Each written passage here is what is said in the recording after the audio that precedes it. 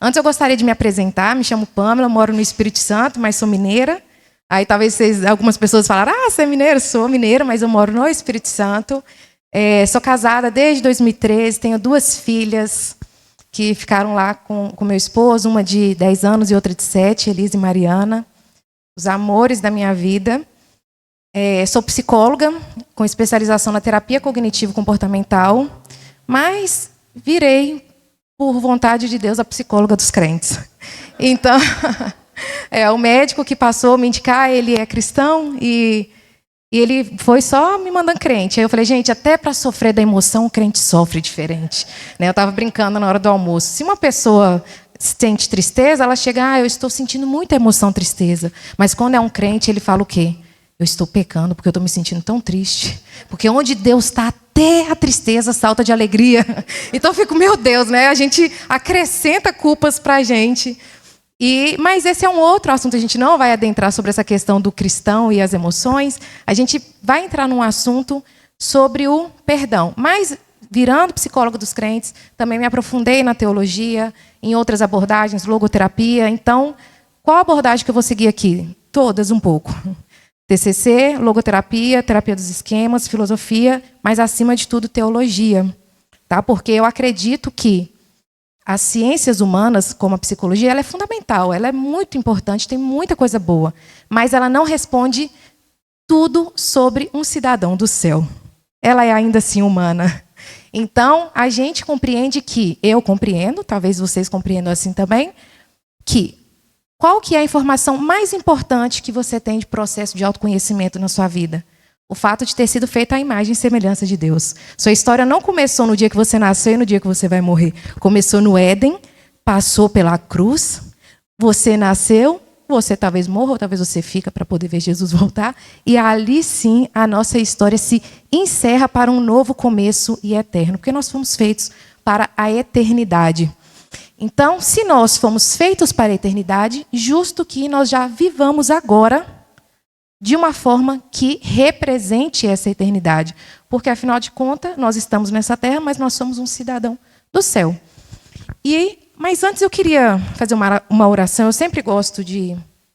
A irmã orou por mim, e eu gosto de fazer essa oração de entrega da minha parte. Minha mãe me ensinou isso, né? Que os meus joelhos são a minha boca. Que a gente sempre tem que estar orando, né? O tempo todo. E eu queria que você fechasse os seus olhos. Vamos fazer uma oração rápida para a gente já iniciar. Senhor Deus, nós te entregamos esse momento. Sabemos, Deus, que esse é um tema muito importante. Perdão. Perdão não é algo que começa na nossa natureza humana, mas assim algo que começa a ser tratado a partir do nosso espírito.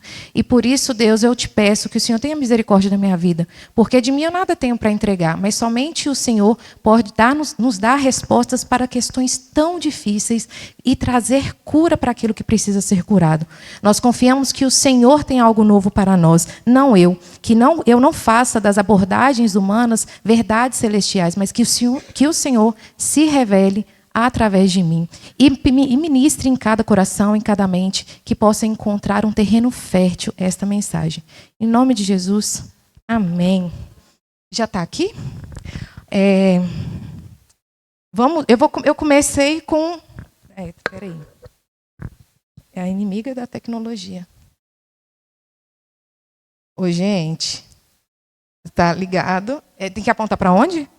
Ah, claro. Não está indo. Está aqui, on.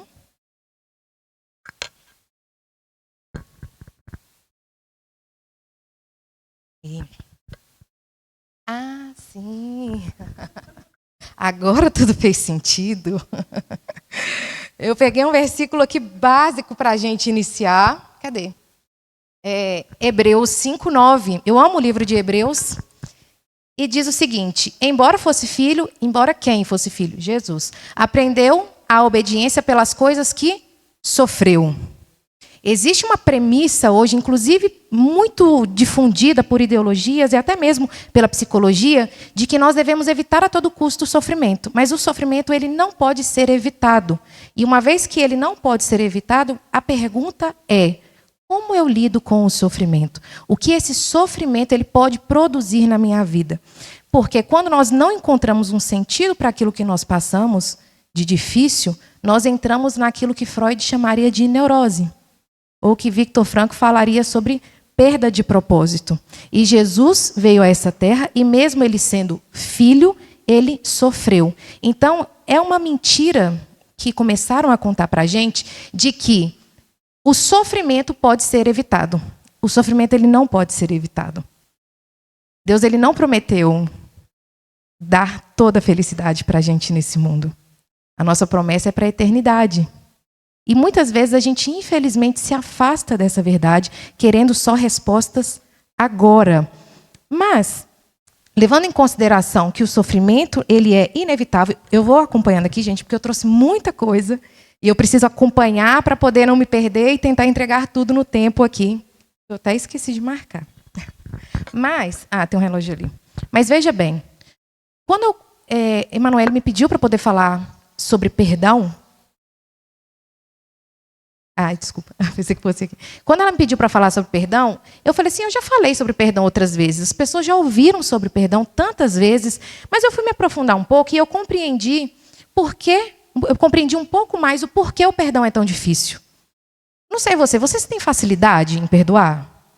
Como que é para vocês? Tem pessoas que, de fato, elas vão ter um temperamento onde elas não são marcadas por muito tempo, então elas logo perdoam. Mas tem pessoas que não. Assim como existem situações e situações. Eu posso perdoar você ter pisado no meu pé sem querer, mas tem coisas que eu não quero que você faça comigo e eu não vou te perdoar por isso. Então, o perdão, ele existe uma história na humanidade. Não é algo que surgiu junto e tudo foi natural. Não. Nos tempos antigos, o perdão ele era considerado uma fraqueza humana. Tanto que tinha muito aquela questão do se vingar.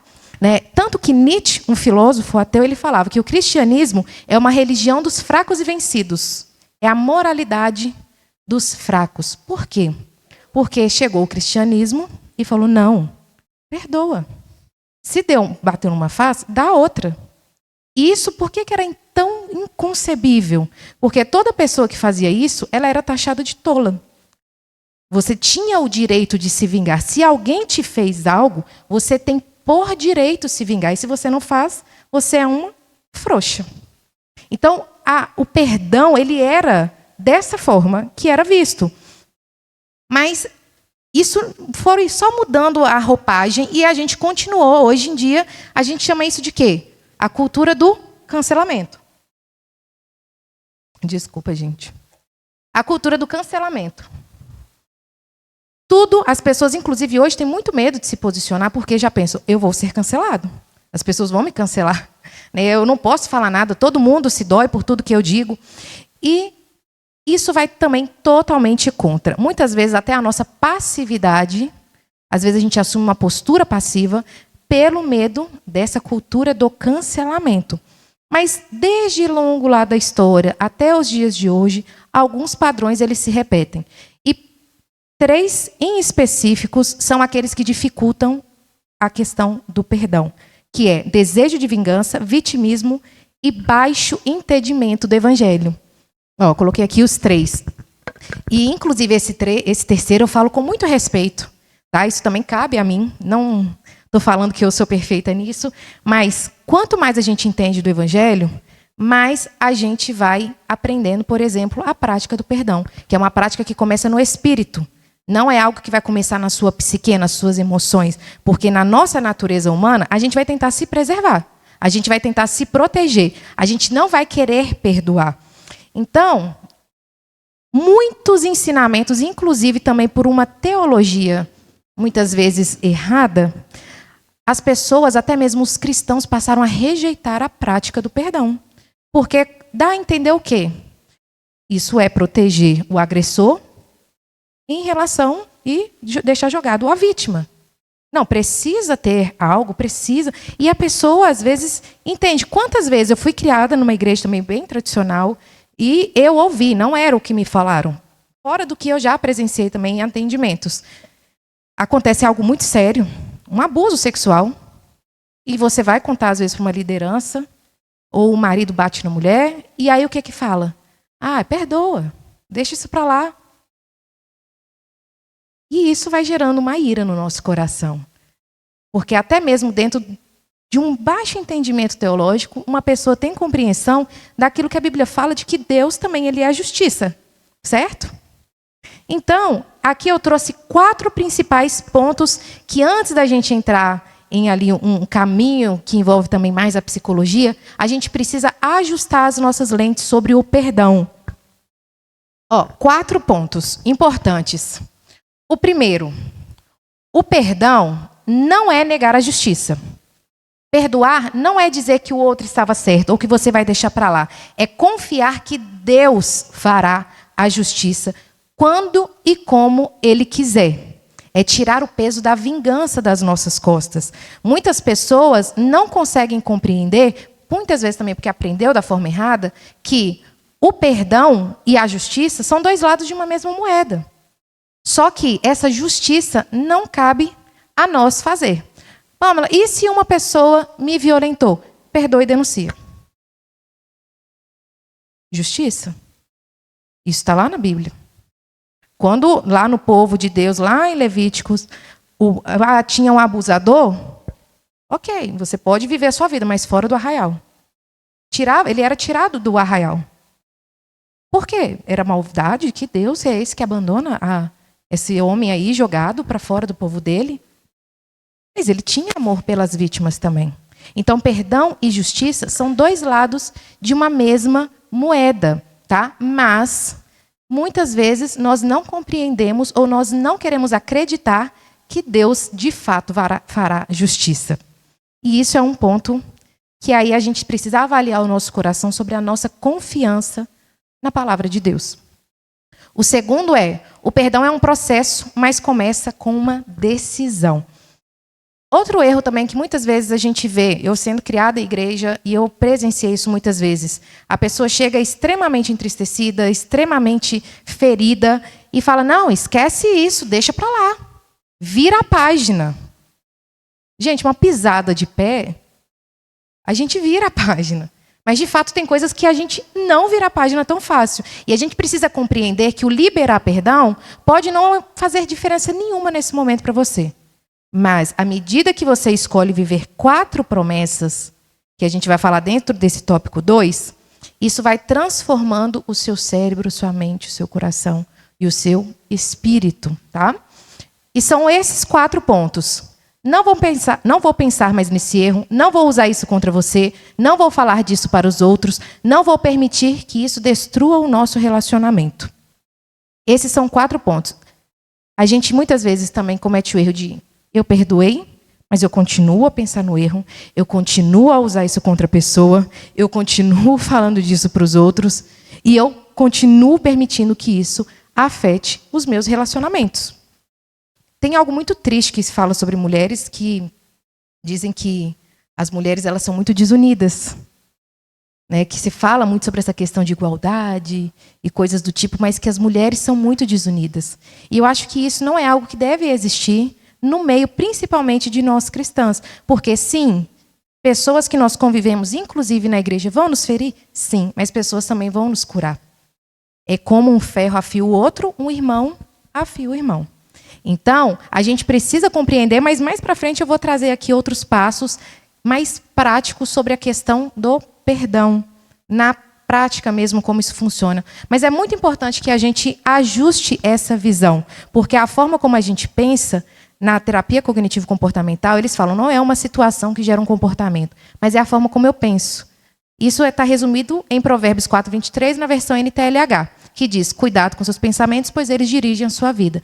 A forma como você pensa vai dirigir a forma como você sente, como você se comporta. Certo? Vocês estão vivos aí? Estão com sono, gente? Vocês são guerreiras, hein? Olha, o terceiro ponto o evangelho é a fonte do perdão verdadeiro. Não existe perdão sem o evangelho. Não existe perdão na cultura que sustente o que é o foco principal do que a Bíblia diz que Deus te perdoou e que você deve perdoar o seu irmão. O foco do perdão não está em ignorar fatos, como eu disse, porque o perdão também envolve justiça. Mas, acima de tudo, está na reconciliação dos relacionamentos. Cristo nos reconciliou com o Pai. Da mesma forma que Ele quer que a gente se reconcilie uns com os outros. Então, quando eu escolho perdoar, eu escolho seguir aquilo que Deus já fez por mim. Aquilo que Cristo já fez por mim. Eu vou me reconciliar com você. O perdão, o foco do perdão é exatamente esse. Muitas vezes a gente fala, eu vou dar um perdão para dar mais uma segunda chance, e não entende a compreensão, a dimensão do que é a prática do perdão. O quarto ponto é, perdão é um ato de fé, não de merecimento. O perdão, ele não vai necessariamente ser porque o outro merece. Assim como nós também não merecíamos o perdão de Deus. A Bíblia diz que nós todos fomos culpados. Todos nós, diante de Deus, estávamos lascados. Todos nós merecíamos o inferno. Perdão não é um ato de merecimento. Eu não mereço, você não merece, a pessoa que te feriu não merece. Ninguém, no final das contas, muitas vezes faz por merecer o perdão. Mas é um ato de fé que vai contra essa cultura do ressentimento. Essa cultura de ficar fazendo essa cultura de cancelamento, de justiça própria, que a gente também vai falar um pouquinho mais para frente. Mas o perdão envolve o evangelho, graça, compaixão e humildade. Assim como Jesus sofreu, eu escolho sofrer. O que muitas vezes a gente não percebe é que o nosso orgulho é tão grande que nós queremos viver melhor do que Cristo. Nós queremos uma vida muito mais fácil do que a que Cristo teve.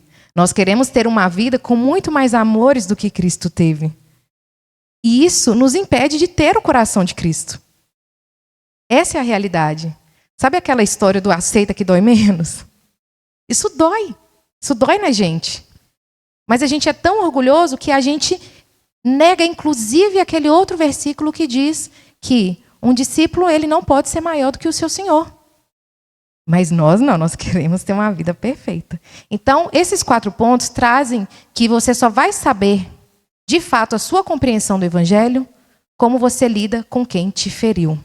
E eu lido com o sofrimento cotidiano, eu lido com os atendimentos, e existem muitas pessoas feridas. E aqui a gente não está para desmerecer a dor de ninguém, mas, com certeza, a ausência do perdão não vai te trazer qualquer cura, não vai fazer você ficar melhor. Não vai fazer com que você se sinta melhor. O remédio, ainda assim, é o perdão. Começa com o perdão. E aí, agora, nós vamos para uma outra parte. Cadê aqui? Vira? Coisa bem de psicólogo, né? Você vai no Instagram de psicólogo, é 7 passos, 7 não sei o quê, 5 não sei o quê. Inclusive, gente, eu não fiz uma apresentação minha de slide, mas quem quiser me seguir no Instagram...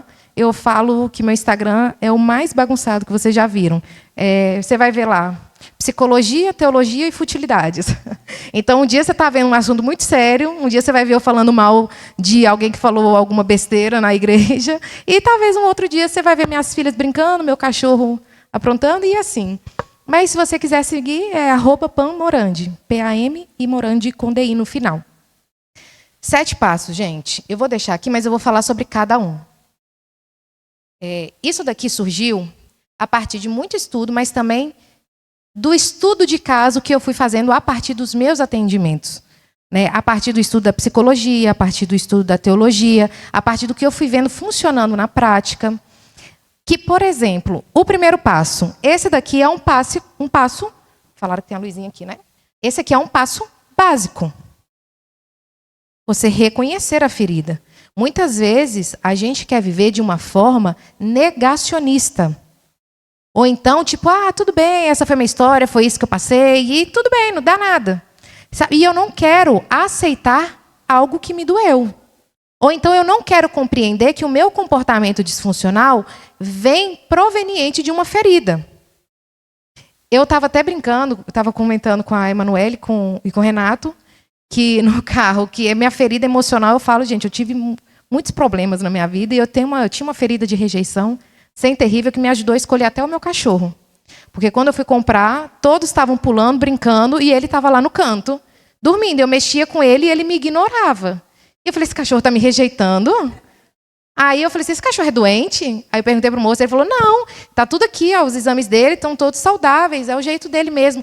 Aí eu mexia e ele nada. E aquilo, eu falei, rapaz, esse cachorro está me rejeitando, é esse mesmo que eu quero.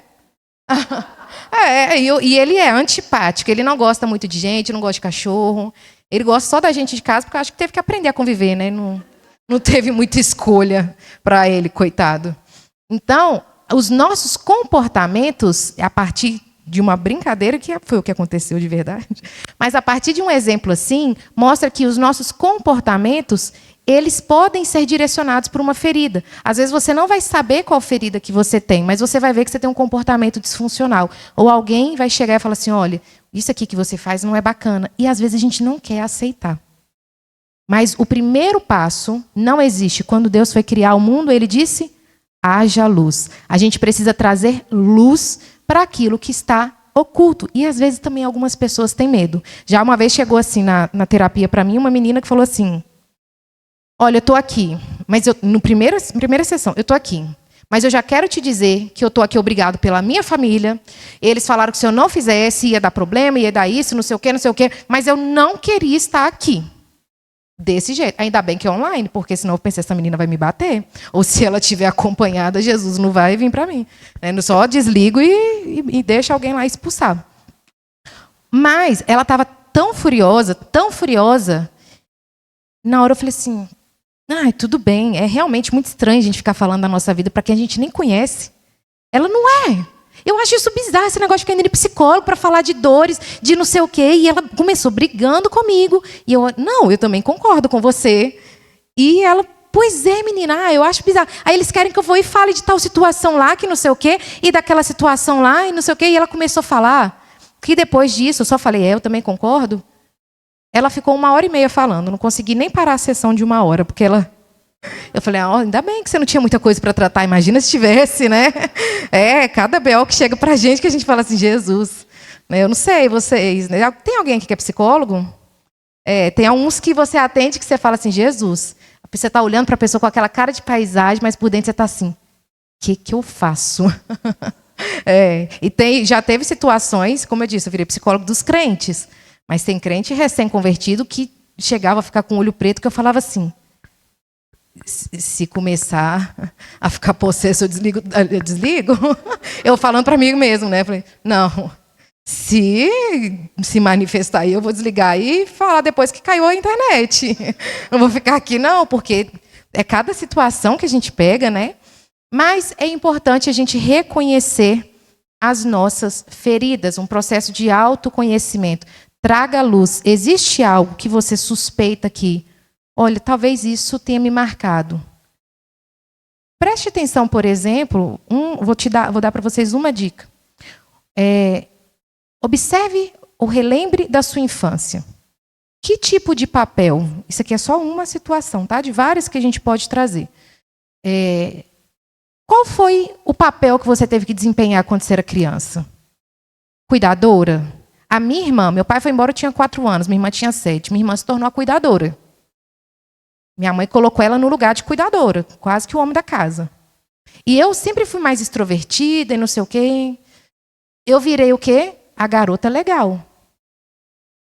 Eu tenho que fazer todo mundo rir. Eu tenho que brincar. Esse de se posicionar na internet, por exemplo, para mim foi muito difícil. Porque eu sempre fui acostumada a ser a garota que dá lá bem com todo mundo. Mas desde a minha infância, eu comecei a desempenhar um papel. Qual foi o seu? Você teve que ser cuidadora?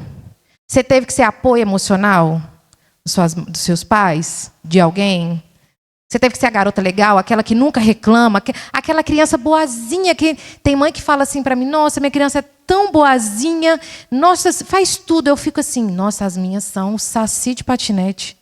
Eu não estou sabendo criar essas meninas, só que, na verdade, a gente pergunta, essas crianças realmente são boazinhas ou elas são só reprimidas? Qual o papel que você teve que cumprir? Aí, lembrando da sua infância, puxa para agora. Será que realmente esse papel ficou lá na infância? aqui a gente já está falando de uma ferida. Muitas pessoas que começaram uma ferida, por exemplo, de sendo a cuidadora, até hoje carregam essa função de ficar cuidando de todo mundo, de não saber dizer não, de não querer se indispor com ninguém, de não conseguir colocar limites. Isso aqui é uma forma de você começar a trazer luz para a sua mente, para aqueles quartinhos escuros que às vezes a gente não quer entrar ou deixar que alguém entre. Mas vamos lá, porque eu não posso me estender muito. O segundo ponto é parar de julgar. Tem alguém aqui que julga? Não, né? Não. Fala, eu não julgo, eu faço uma avaliação. Quando o psicólogo fica meio parado assim no canto, né? Tipo, tá olhando, na minha cabeça tá assim: nossa, meu marido não tá achando o botão lá da máquina de lavar. Que eu mandei para ele, eu deixei ali na negócio, né? As toalhas lá na máquina. Coloca aí para bater, já tá com sabão, com o negócio. Esqueci ontem de ligar. E ele, mas não tem esse botão aqui. A máquina tem um painel. Eu falei, tá escrito assim, assim, assim. Mas não tem isso não, tem esse daqui. Eu falei, tira a foto e me manda. Até agora ele não me respondeu, deve ter achado e ficado envergonhado. Mas eu não julgo. Eu só avalio que ele tem uma incapacidade de lidar com máquinas. Né? Então, assim, não é que eu estou julgando, vocês me entendem, né? Não, a gente não julga, a gente faz uma avaliação de perfil comportamental.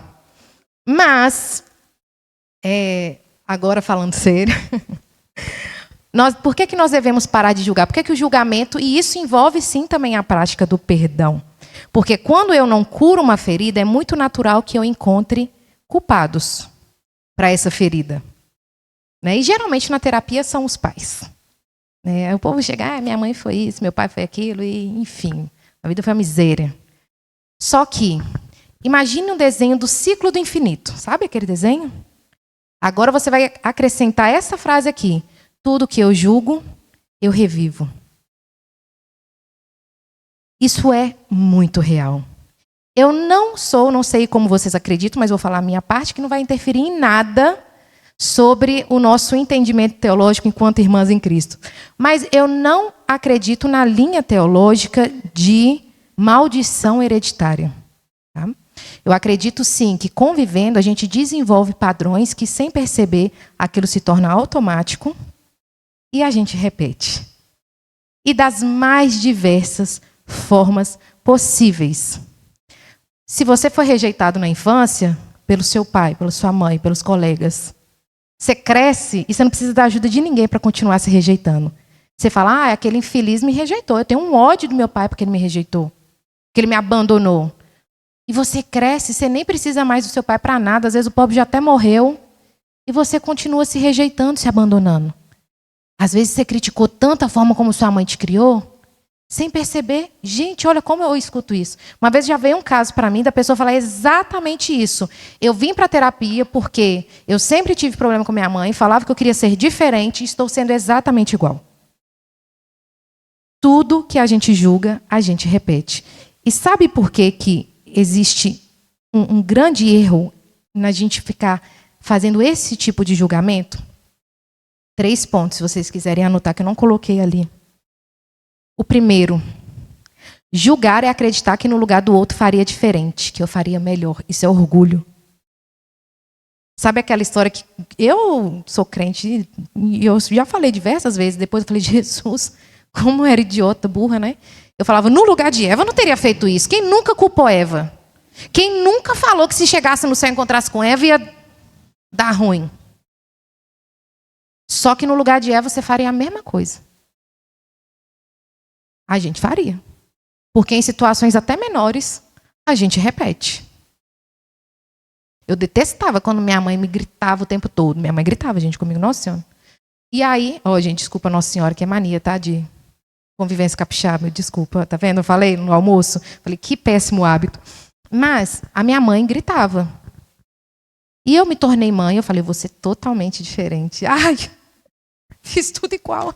Não, graças a Deus, a graça do Senhor me alcançou e agora eu consegui dar uma nova resposta, né? E aí, um tempo depois, minha filha até falou assim, nossa, mãe, né, realmente você parou de gritar. Eu falei, graças a Deus. Mal sabendo ela, assim, que por dentro, meu olho não tremia à toa. É raiva reprimida.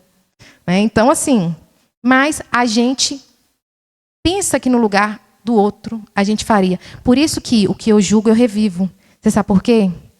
Porque Deus fala assim, então deixa eu te colocar aqui na cadeira dessa pessoa. Senta no lugar aqui onde ela senta e vê se você realmente não faria a mesma coisa. Os nossos pais, eles nos deram mais do que eles receberam. Como a Gabi falou de manhã, né? Pode talvez não ter sido o suficiente para você, mas foi mais do que receberam. Agora, você tendo mais compreensão, você vai lá e faz o quê? A mesma coisa. O segundo ponto é, julgar é não reconhecer sua capacidade de fazer o mal. Quando eu julgo uma pessoa, começo a criticá-la, ser ferrenha ali em cima dela, eu estou tirando o quê? O meu da reta. Eu falo, não, olha como eu sou boa. Eu não faria isso que você fez. Eu jamais faria isso que você fez. E isso é orgulho. E o que a Bíblia fala tanto sobre orgulho? Deus se opõe ao coração orgulhoso. O terceiro ponto é sobre o julgamento. O primeiro, julgar é acreditar que no lugar do outro faria diferente, que faria melhor. O segundo, julgar não é reconhecer sua capacidade de fazer o mal. E o terceiro, o pior, para mim, é querer sentar-se no trono de Deus, que é o único justo juiz. A Bíblia diz que, para Deus, a nossa justiça é como trapo de imundícia. O que era trapo de imundícia naquela época? Era um tecido que era colocado nos leprosos ou então no período do fluxo menstrual da mulher. O que está falando Jesus? O que Deus está falando assim? Olha, sua justiça é trapo de imundícia para mim. Sua imundícia é uma porqueira. Você não sabe julgar. Porque se você pega uma psicóloga e você começa a conversar com ela, tão pequenininha, consegue falar assim, olha, essa pessoa repete um padrão aqui, que olha, é aqui, da mãe, do pai, não sei o quê, e isso aconteceu. Agora, imagina Deus que sonda o coração, que conhece a história da sua mãe, do seu pai, da sua avó, do seu avô. Imagina ele. A dimensão do entendimento de Deus é muito maior do que a nossa. Por isso que ele é o único justo juiz. Por isso que ele é o único que consegue julgar com verdadeira justiça. Na maioria das vezes, aquilo que nós julgamos como sendo injusto é só aquilo que não nos beneficia. Então, a nossa justiça, geralmente, ela é egocentrada. Ela é focada em nós mesmos. Tim Keller, um teólogo, ele diz o seguinte, julgar nos coloca como credores morais, mas o perdão é o reconhecimento de que você é tão necessitado da graça quanto quem te feriu. Vocês já estão começando a dar azia ou tá leve? Tem mais um pouco ainda, hein, gente?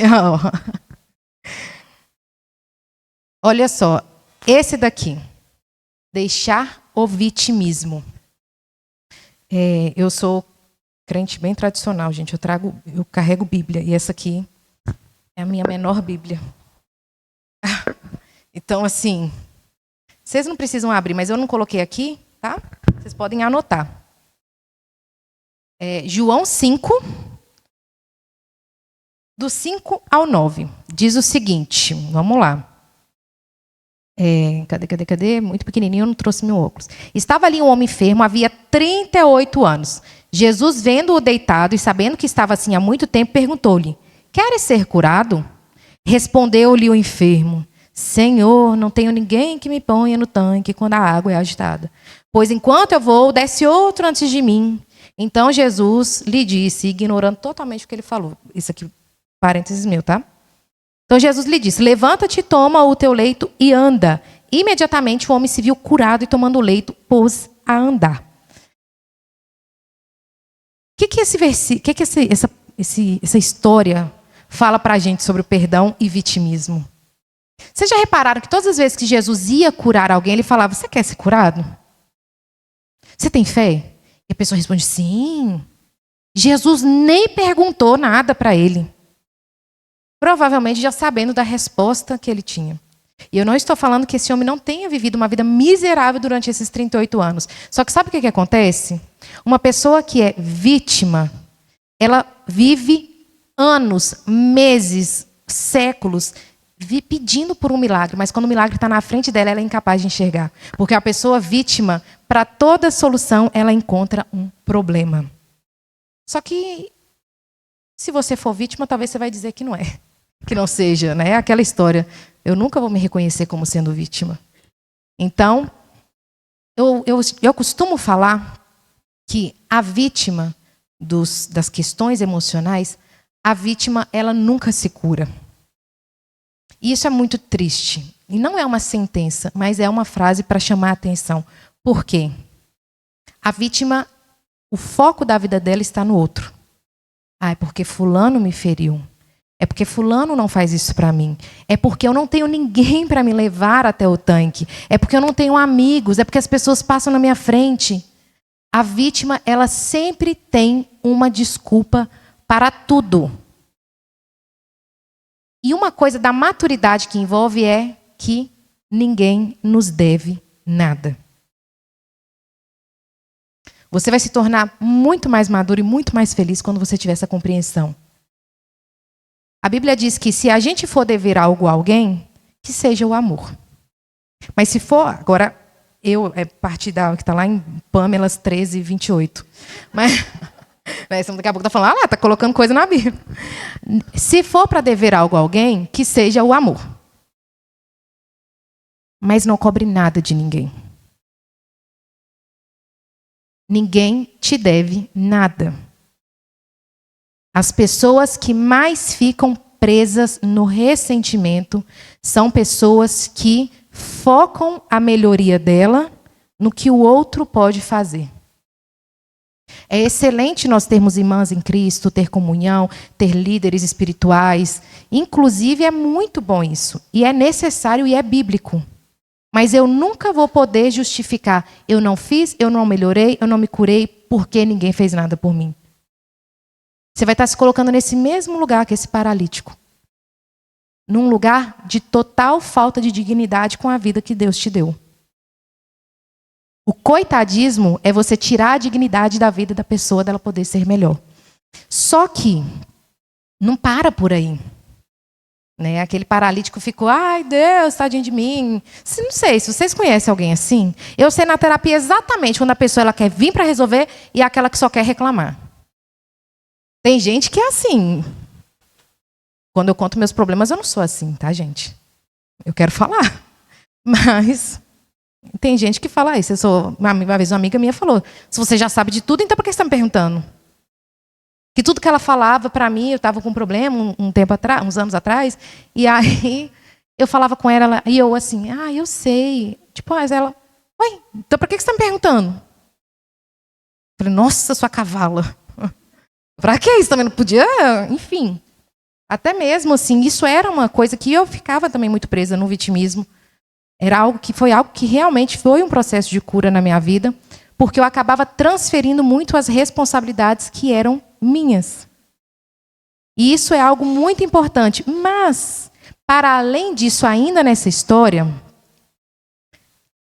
mesmo esse homem pedindo esse milagre, Jesus, na frente dele, enquanto outros se arrastavam pelo chão para tocar na orla do manto, outros ficavam berrando para Jesus notar, ele não conseguiu notar, mas mesmo assim, Jesus foi e curou. Por quê?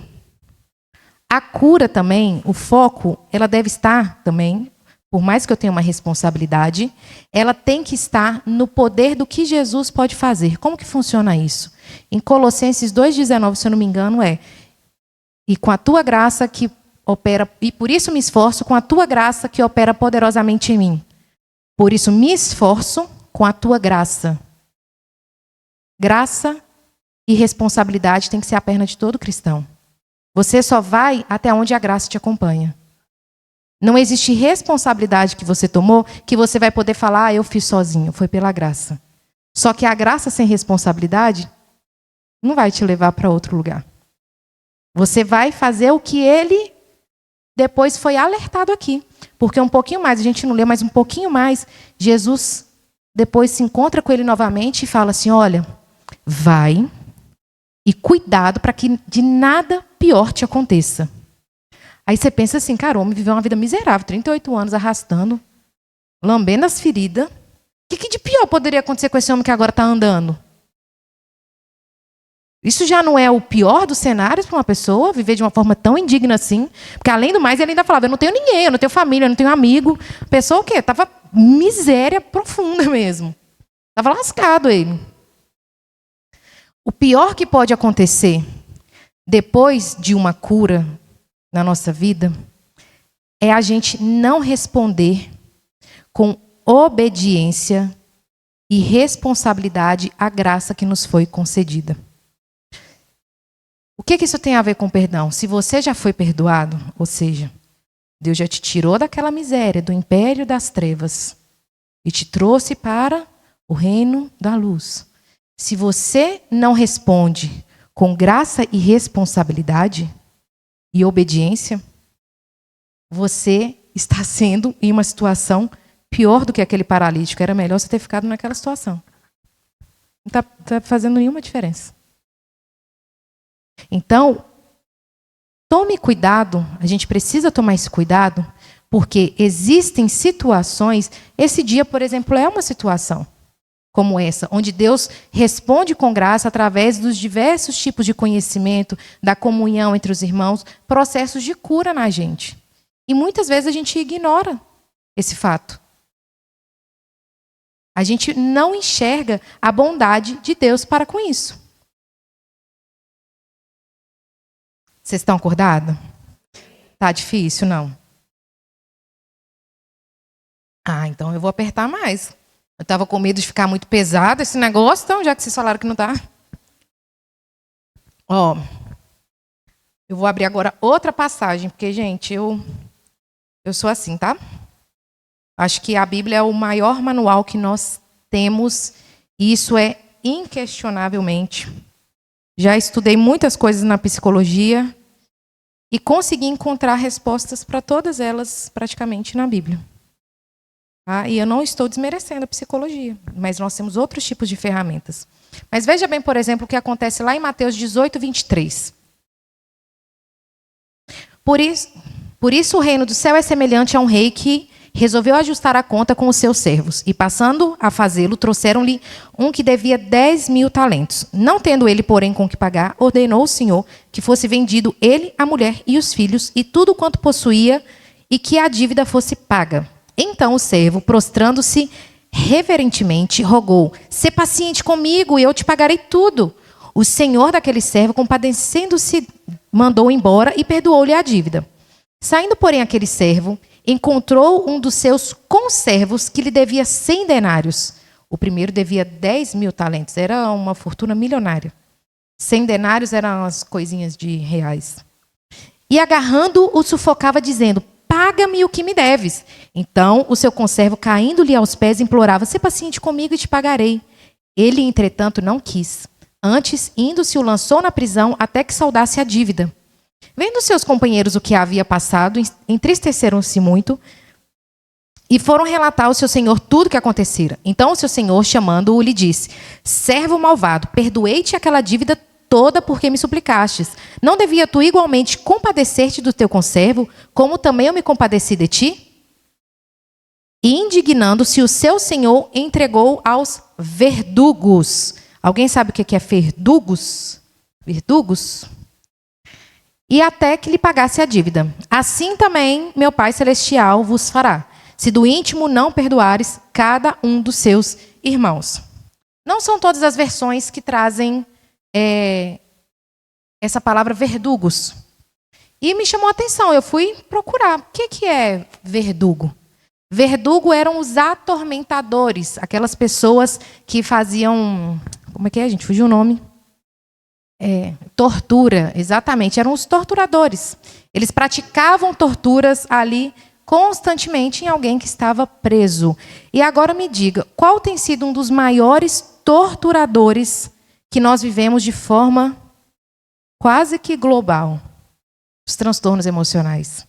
Uma vez eu estava na farmácia comprando um xarope lá para minhas filhas e chegou uma mulher com algumas receitinhas azuis e ela falou assim: eu preferia 1000 vezes estar comprando outro tipo de remédio do que desse. Que terrível. E aí ela começou a contar, porque não adianta, né? Psicólogo é assim, né, amiga? Você fala que é psicólogo, o povo te conta até da 5ª geração dele. Mas a gente gosta. E hoje nós vivemos o que é chamado de uma pandemia emocional. E falaram que, inclusive, seria pior do que o Covid, porque os dados eles são alarmantes sobre a quantidade de pessoas que morrem por questões emocionais. Os prontos-socorros recebem pessoas com problemas emocionais. São pessoas que estão adoecendo. Quanto mais a prática de perdão foi sendo extinguida também, não estou dizendo que é a única causa que gera transtorno, mas, geralmente, quando você para conversar, grande parte das pessoas tem ressentimentos. E essas pessoas tomam esse ressentimento como se fosse justo que elas vivessem aquilo. Eu não posso deixar aquilo passar. Eu não posso pensar melhor sobre aquela outra pessoa. E a falta de perdão gera isso. Ela nos entrega aos verdugos, aos torturadores. Não existe ninguém que perdoa, que não perdoa, que não seja amargurado. Vocês não vão tacar pedra em mim, porque se alguém que falou que não perdoava e agora eu estou chamando de amargurado, vocês me perdoam, né? Então, assim, perdoando, é Deus que mandou falar. Não, amém? Amém, gente! Meu Deus, daqui a pouco eu vou ser enxotada aqui. Porque primeiro eu comecei perguntando, quem tem dificuldade de perdoar? Aí agora eu falo, quem não perdoa é amargurado. Enfim, não pegou bem para mim mesmo, não. Mas para a prática do perdão, a gente precisa ter um entendimento da realidade. A gente precisa compreender todos esses tópicos que a gente já viu antes. O mundo, ele é caído, as pessoas são falhas, Deus nos perdoou. Nós perdoamos porque Deus perdoou. Eu gosto muito de uma versão, eu gosto de ver as coisas também no latim, gente. Eu tenho dessas coisas. E eu sou implicante, eu falo que eu estou envelhecendo, eu estou ficando meio crítica, amargurada, sabe? Que eu começo a estudar umas coisas e eu começo, não sei o quê, para mim mesmo. Mas tem uma Bíblia, uma tradução a mais próxima dos manuscritos, que se chama Vulgata. Na Vulgata, aquele versículo, ame ao Senhor teu Deus e ao teu próximo como a ti mesmo, não está assim. A tradução que está lá, e é a que eu acho mais interessante, que bate com todo o restante do Evangelho, está escrito exatamente assim. Quais são os maiores mandamentos? Amar o Senhor teu Deus acima de todas as coisas e ao teu próximo como já te foi dado o amor. Você já recebeu. Você não precisa de mais nada. O que vier aqui agora é lucro. Quando a gente não tem essa compreensão dessa realidade, que o perdão ele começou de lá para cá. E aí agora eu vou daqui para lá. Se eu não tenho essa compreensão, eu não vou conseguir viver aquilo que a gente estava cantando agora há pouco. Ensina-me a amar o teu irmão, meu irmão, a olhar com teus olhos, a perdoar com teu perdão. Já te foi dado tudo que você precisa. Você não é órfã. Ah, meu pai foi embora. Depois ele voltou. Uns rabos entre as pernas, sem vergonha. Mas, enfim, é outra história. Depois a gente conversa disso. Ele me abandonou, eu vou ficar sofrendo por causa disso. Deus Pai nunca me abandonou. Eu nunca fui órfã. Orfandade fala sobre ausências, sobre aquilo que foi retirado. E Deus me deu absolutamente tudo o que eu preciso. Então não tem por que eu ficar mantendo ressentimento. Ele voltou e eu perdoei. Ele nem nunca pediu perdão, mas eu perdoei. Porque, enfim, eu sou boa? Não. Porque eu sei que é muito pior não perdoar. Enfim. Deus vai trabalhando, não falei? Perdão é um processo, vocês não me julgam não, hein? Você já sabe que não pode julgar. Coitado, eles são uma bênção, tadinho. Eles deram o que tiveram. Então, a gente precisa ter essa compreensão da realidade. E, como eu disse lá no início, nós somos humanos, nós compreendemos muito bem as ciências humanas, mas nós somos cidadãos do céu. A nossa maior verdade que nós temos é essa daqui. E onde a Bíblia fala, inclusive a psicologia tem que se calar. Essa história de, a pessoa te feriu, se afasta, sai de perto dessa mãe tóxica e narcisista. Ai, gente, vai pro escambau com essas conversas fiadas. Está criando pessoas. Eu já atendi diversas pessoas que falaram assim: atende, eu quero que você converse também com meu marido, que não sei o quê. olha só essa situação. A mulher veio e só reclamava do marido, reclamava. Aí ela perguntou se eu conversava com o marido dela. Converso com o seu marido, se ele aceitar. E ele, aquela tranquilidade, porque geralmente é assim, né? Tem uma apocalíptica e um pleno. Lá em casa eu sou apocalíptica, infelizmente. Tudo bem. Mas o homem virou e falou para mim assim, olha, eu não entendo mais o que ela quer de mim. Falei, aí quando que isso começou? Ele parou, pensou, e ele é daquelas pessoas que guarda, sabe? Que tem gente que fala assim, não, eu lembro naquele dia que a gente se viu há 50 anos atrás, e você estava com a roupa assim, com o perfume. Ele era desse tipo de pessoa. Ele falou assim, olha, na verdade, tem 12 anos, coitado, pobre, tem 12 anos que essa mulher mudou. E ela começou a achar defeito em tudo. E nada mais era suficiente, eu já não sabia mais o que fazer. Eu falei assim, o que mudou? Ela começou a fazer terapia. Ele me respondeu. Eu falei, tem cada psicólogo que é uma vergonha. Mas eu não sou assim não, moço. Falei com ele, mas de fato, porque quando também você vai se aprofundar na psicologia contemporânea, você vai pegar essa parte de, não, se afasta. Não tá bom, eu não quero, eu quero melhor. Eu não consigo deixar o meu orgulho de lado para poder compreender que cada um dá o que tem. Se ele não dá, é porque ele não tem. Mas eu posso trabalhar isso de outras formas, inclusive sendo o que eu gostaria que ele fosse. Meu marido não é muito de abraço. Devia estar na palestra aqui hoje. Mas não pode pensar assim. Lembra que não pode julgar? Era eu que tinha que estar e amém. Mas que eu ficava reclamando, sabe? Eu ficava, ai, você é muito cavalo, tipo, me abraça. E ele, aí ele vem com aquele abraço xoxo, assim, sabe, assim, sem graça às vezes, porque eu não queria, mas eu ficava igual uma chata mesmo, igual não, eu era uma chata. E cobrando, e cobrando, e cobrando. Por quê? Porque não, eu mereço. Eu mereço. Meu pai não me abraçava, agora eu quero que meu marido pague o preço. Então, joguei para cima dele, coitado. Mas aí um dia eu aprendi, se eu quero que uma pessoa mude, eu tenho que começar a mudar. Eu parei de cobrar e comecei a abraçar. Tinha hora que parecia que eu estava abraçando um toco. Mas ele é muito bonzinho, assim, gente. Mas não é questão da criação dele mesmo, sabe? O marido é meio tronco, assim, e eu comecei. Desse jeito. Mas eu gosto, tá? Eu não gosto desses homens, às vezes, muito afeminados, de ter que dividir produto de beleza. Eu prefiro lá o meu marido lá, velho lá da roça lá, eu prefiro. Bruto, falando, tipo, não, mulher, vem cá, mulher. Eu prefiro. Porque, sério, tem uns que eu fico assim, cara, você está dividindo seu produto de beleza? Já pensou? Que coisa? Você comprar o produto lá de passar lá, que a mulher falou lá da lá de baixo, você dividir com seu marido. Olha, eu acho que isso sim, com toda a falta de respeito, isso é broxante, gente. Não, não dá. Quem gosta de ver dorama? Não precisa ficar com medo não, gente, eu gosto. Vou falar mal não. Eu acho lindo, eu acho que não tem aquele bacanal todo que a gente vê, né, nos lugares e tal. Eu acho lindo, só que tem gente que fala assim, ai, nossa, porque que é pecado, né? Tipo, ficar desejando aqueles homens. Não, gente, eu não desejo aqueles homens. Eu acho muito bonito mesmo, é linda, a história é bonita. Mas não, pra mim tem que ser mais cabra macho, sabe? Assim, eu gosto da cara bruta, assim, tipo, voz grossa, aquele negócio de... é muito bonitinho, mas na prática não funciona. Então, assim... Enfim, mas amém pelos irmãos coreanos. São bonitos, né? Você tá gravando isso não, né, Manoel? Tipo, você lá do Espírito Santo pra vir falar besteira aqui? Ai, Jesus! Nossa, eu vou dormir no sofá. Brincadeira.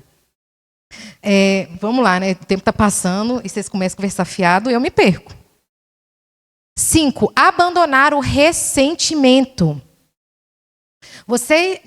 Muitas vezes a gente acha que na Bíblia começou a partir de Jesus, do Novo Testamento. Não, lá no Novo Testamento que começou esse negócio de amar e dar a cara e, sabe, anda mais uma milha. Só que olha só o que está escrito lá em Levítico 19, 17 a 18. Esse eu coloquei aqui. Não odiarás o teu irmão no coração, Não deixarás de repreender o teu próximo para que não sofra pelo pecado dele. Não te vingarás, nem guardará ódio contra a gente do teu povo. Teu povo, daqui da igreja. Pelo contrário, amarás o teu próximo como a ti mesmo. Eu sou o Senhor. E no final colocou, como a ti mesmo, ponto. Eu sou o Senhor, tipo, quem está falando sou eu, achou ruim, vem resolver comigo. Porque tem gente que fala, mas eu não concordo com isso. O problema é seu, você tem que resolver com Deus. Não fui eu que disse, está na Bíblia. Então, assim, não é comigo. E uma outra curiosidade que eu gosto muito é de ver o significado das palavras no hebraico, no latim. Eu acho que isso dá um up, assim, sabe? Faz a gente parecer inteligente. Mas é muito interessante para a gente entender algumas coisas. Odiar, no hebraico, significa diminuir o status, desprezar, menosprezar. Muitas vezes também a gente fala, eu perdoei.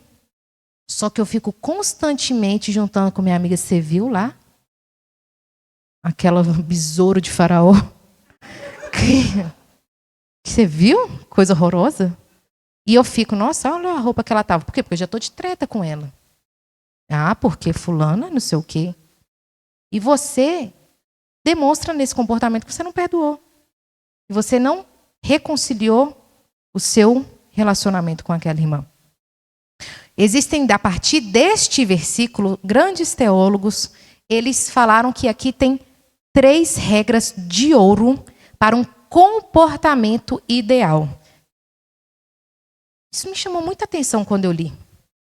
Eu fiquei assim, nossa. E que, inclusive, né, foi citado depois por Cristo, essa questão de amar ao próximo, como a ti mesmo. E eu falei, nossa, 3 regras de ouro, o olho da psicóloga já, puf. Vou colocar isso no meu Instagram. Não coloquei, para vocês está sendo exclusivo. Mas aqui nesse versículo tem 3 comportamentos ideais, considerados ideais e chamados por grandes teólogos de a regra de ouro para um bom comportamento. Primeiro, não busque vingança. O segundo, não nutrir o ódio, ou seja, não basta apenas não praticar a vingança. Você não deve menosprezar a pessoa. Dentro da minha história, eu tenho muita história para contar que não vai dar tempo, mas dentro de uma delas, eu sou casada desde 2013, como eu falei para vocês, mas eu vou falar a verdade, eu não posso mentir. Eu falei bem dos coreanos, eu vou falar bem de mim, não, tem que falar a verdade. Tem anos já isso, eu cheguei para o meu marido, ele chegou de viagem, eu falei, eu quero me divorciar. Quê? Eu quero.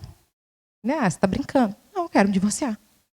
Estava cansada, não estava muito bem das coisas, casamento, estava dando treta. Falei, eu quero divorciar. E a gente se divorciou. Nós ficamos 2 anos e meio divorciados no papel. E aí minha mãe falava assim, não, Deus vai restaurar esse casamento, não precisa se separar por nada, não sei o quê. Aí eu falava assim, quem prometeu voltar foi Jesus, eu não.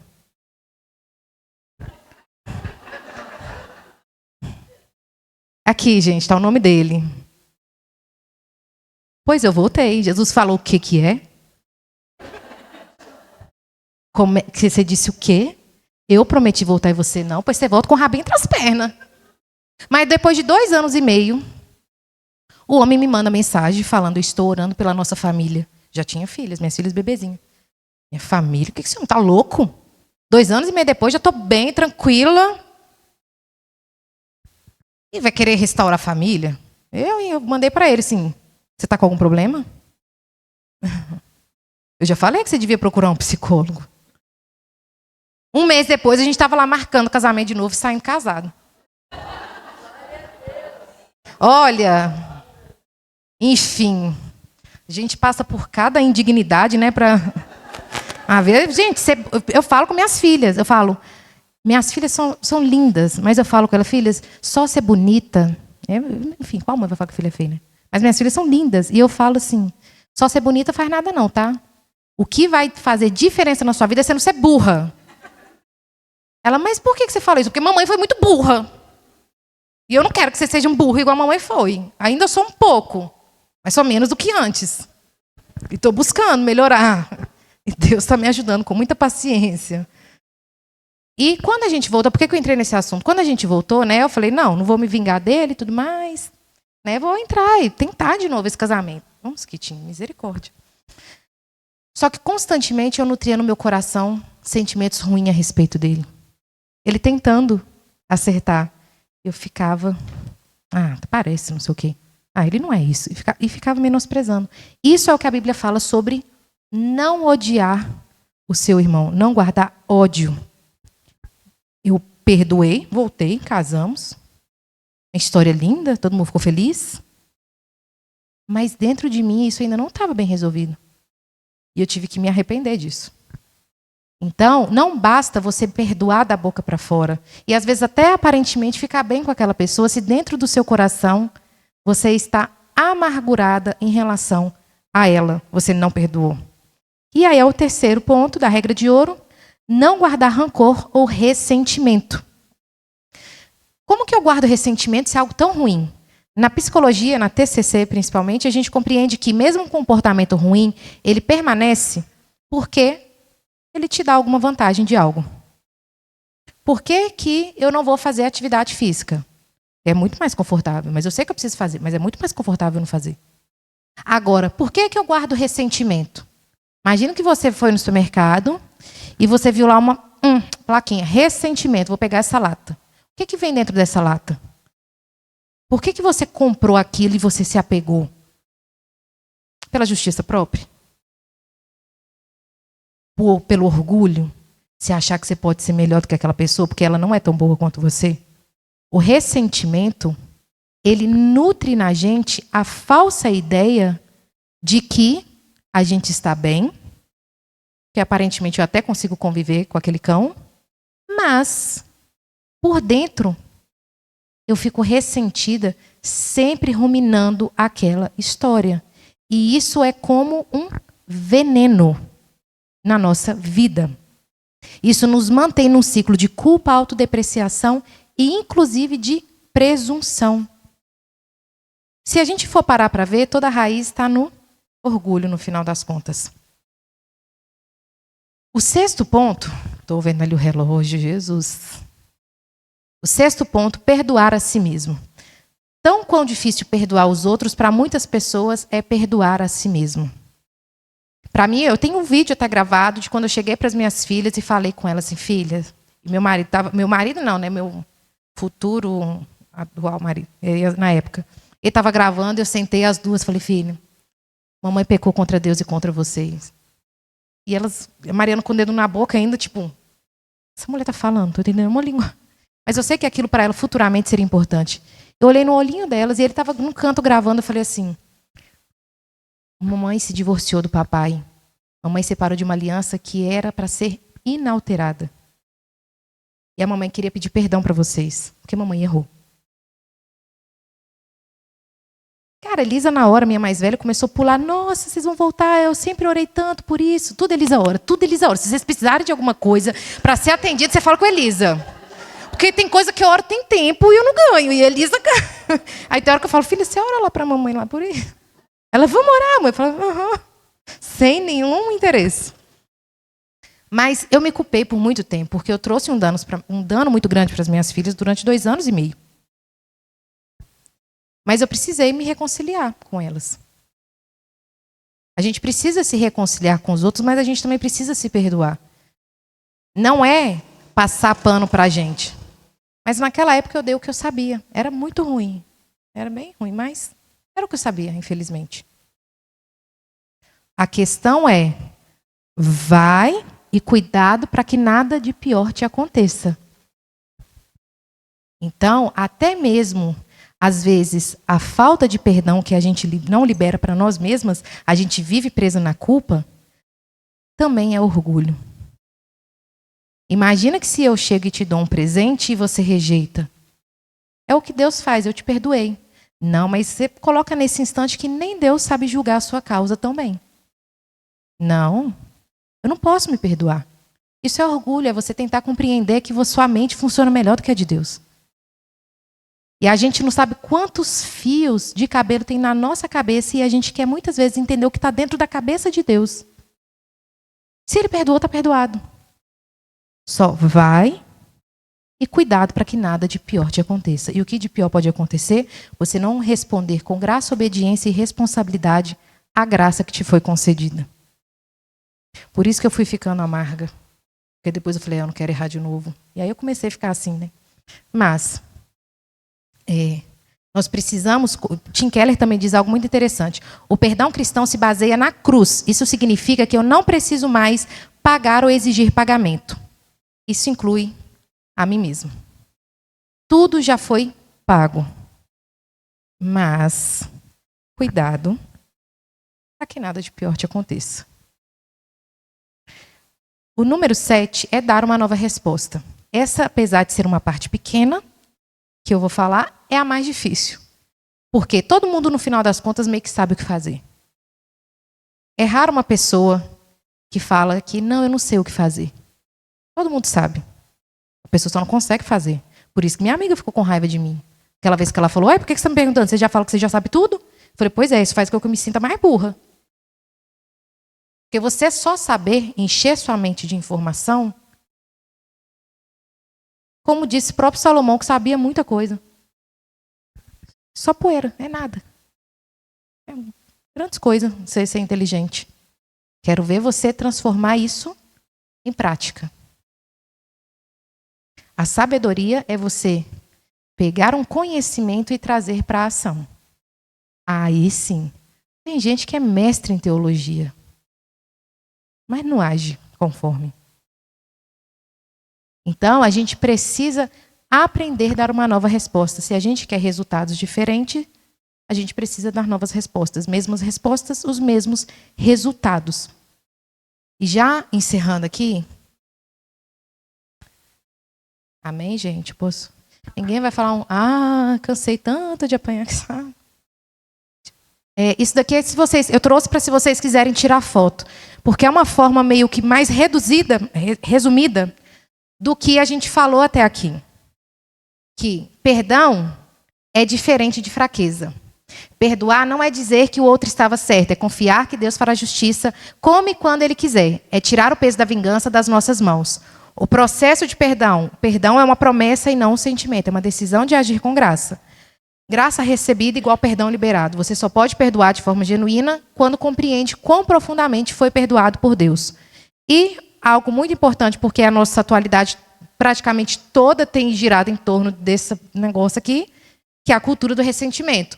A sociedade atual nos ensina a nunca deixar passar nada, mas isso é o oposto do evangelho. Você mora aqui, mas você é um cidadão do céu. Não peço que os tire do mundo, mas que os livre do mal. Foi a oração de Jesus para os discípulos. Se você não consegue viver isso, você ora o contrário. Jesus, peço que me tire do mundo e me livre do mal. Você sabe que quem vai tirar do mundo é morrer, né? Então, não tem ninguém aqui com ideação suicida, não, né? Pelo amor de Deus. Tem crente que a oração suicida, tá? Tem crente, até para cometer suicídio, o crente é diferente.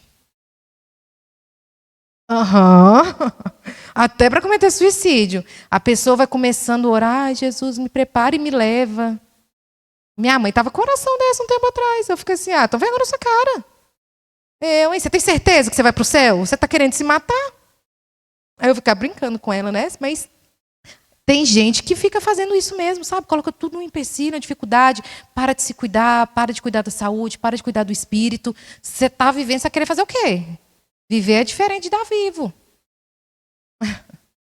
Tem gente que está se matando em doses homeopáticas, sabe? Então você tem um corpo, uma alma e um espírito. Se você não cuidar disso, você vai fazer o quê? Virar um vegetal. Então a gente tem que tomar cuidado. Isso daqui também é uma tabela de autoavaliação. Não vai dar tempo da gente se aprofundar, mas vale a pena vocês, quem quiser tirar foto, para você compreender em qual lado eu estou. O vitimismo.